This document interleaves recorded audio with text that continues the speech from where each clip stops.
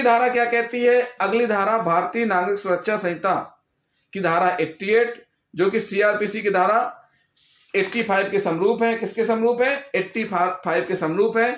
कुर्क हुई संपत्ति को निर्मुक्त करना, विक्रय और वापस करना, 3 कंडीशन है। कुर्क हुई संपत्ति को निर्मुक्त करना, विक्रय और वापस करना। इस धारा में यह उपबंध किया गया है कि कुर्क की हुई संपत्ति को कब निर्मुक्त किया जा सकता है, कब उसका विक्रय किया जा सकता है, कब उसे वापस किया जा सकता है। कुर्क की हुई संपत्ति की निर्मुक्ति। न्यायालय संपत्ति को कुर्की से निर्मुक्त करने का आदेश तब दे सकते हैं जब उद्घोषित व्यक्ति उद्घोषणा में निर्दिष्ट समय के अंदर हाजिर हो जाए।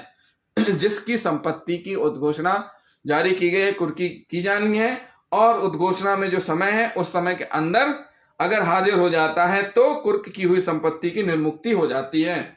फिर है कुर्क की हुई संपत्ति का विक्रय।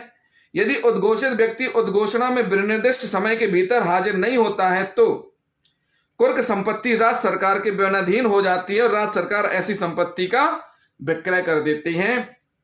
कुर्की की तारीख से 6 माह का अवसान हो जाने पर, 6 माह व्यतीत हो जाने पर बिक्री और बीएनएसएस की धारा 87 और सीआरपीसी की धारा 84 के अधीन किए गए किसी दावे या आपत्ति का निपटारा हो जाने पर कर सकती हैं।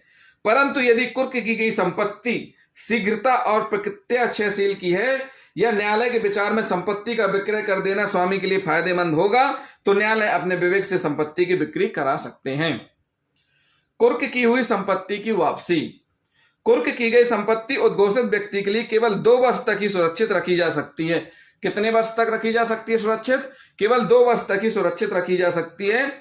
ऐसा व्यक्ति यदि कुर्की की तारीख से 2 वर्ष के अंदर उस न्यायालय के समक्ष जिसके आदेश से वह संपत्ति कुर्क की गई थी अथवा उस न्यायालय के समक्ष जिसके ऐसा न्यायालय अधीनस्थ है स्वेच्छा से हाजिर हो जाता है या पकड़ कर लाया जाता है और उस न्यायालय को समाधानप्रद रूप में साबित कर देता है कि वह वारंट के निष्पादन से बचने के प्रयोजन से फरार नहीं हुआ था या छिपा नहीं था और यह कि उसे उद्घोषणा की ऐसी सूचना नहीं मिली थी जिससे वह उसमें निर्दिष्ट समय के अंदर हाजिर हो सका हो तो ऐसे विक्रय के शुद्ध आगामों या यदि उसका केवल कुछ भाग विक्रय किया गया है तो ऐसे विक्रय के शुद्ध आगामों और अवशिष्ट संपत्ति का कुर्की के परिणाम स्वरूप हुए समस्त खर्चों को उसमें घटाकर उसे दे दिया जाएगा। तो साथियों, हमने आपको ये तीनों कंडीशन बताई कि कुर्क हुई संपत्ति कब निर्मुक्त होगी, कब विक्रय की जाएगी, कब वापस की जाएगी।